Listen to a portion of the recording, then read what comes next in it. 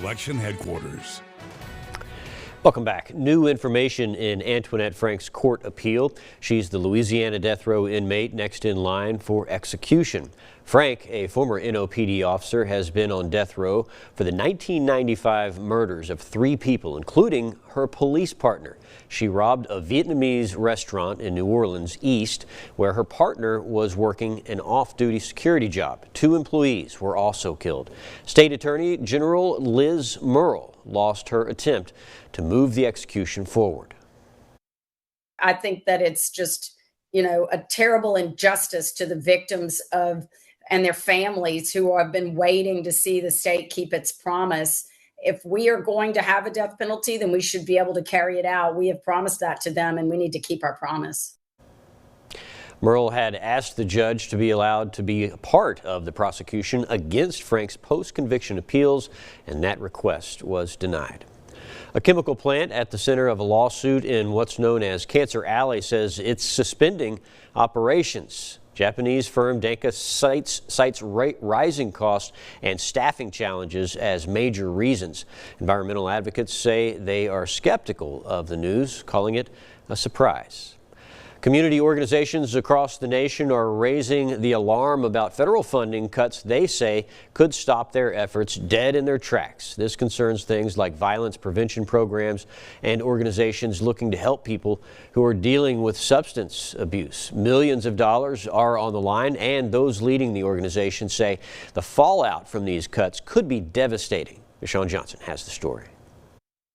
Community safety and CVI is a bipartisan issue. Everybody wants to feel safe in their community. 24 violence prevention programs, including some here in Baton Rouge, gathering at the downtown library to make their voices heard. They offer services known as community violence intervention, and with the summer approaching, the peak season for violence, they're worried about the effect this grant cut could have. Heartbroken because some of our organizations, as some of them mentioned earlier, had to close down doors. They can't operate. They don't have the staff anymore. Josie Alexander with the Equal Justice for USA says they received a letter like this back in April, saying their funding was cut. CVI offers a variety of resources like youth crime prevention, gun violence, victim help, and more. CVI is so important because it uses credible messengers. So these are folks with lived experience directly from community. State and city leaders also sharing the same sentiments, saying the funding cut may cause safety problems. Now is not the time to abandon these programs. We must support them. We must continue to work with these organizations because it not only provides safety to the community, but to our officers as well. Alexander says with Louisiana being one of the leading states in incarceration, more money needs to be put towards tackling that problem and bring the numbers down. As much focus that we've put and as much dollars as we've put towards policing our way out of things, incarcerating more folks, we need to be looking on the front end, and a lot of those solutions are rooted back into community. She says conversations need to be had. These kinds of efforts can get more money from state leaders. This cut made us realize that there is no funding at the state level.